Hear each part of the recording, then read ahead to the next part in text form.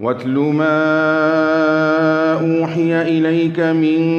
كتاب ربك لا مبدل لكلماته ولن تجد من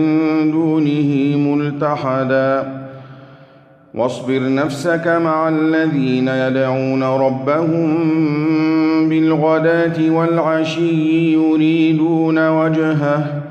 ولا تعد عيناك عنهم تريد زينة الحياة الدنيا ولا تطع من أغفلنا قلبه عن ذكرنا واتبع هواه وكان أمره فرطا وقل الحق من ربكم فمن شاء فليؤمن ومن شاء فليكفر إنا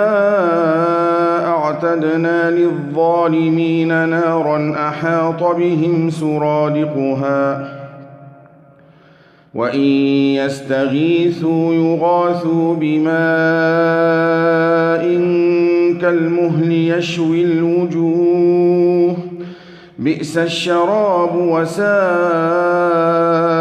مرتفقا إن الذين آمنوا وعملوا الصالحات إنا لا نضيع أجر من أحسن عملا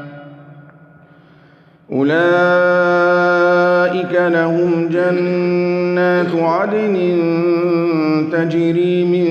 تحتهم الأنهار يحلون فيها من أساور من ذهب ويلبسون ثيابا خضرا من سندس واستبرق متكئين فيها على الأرائك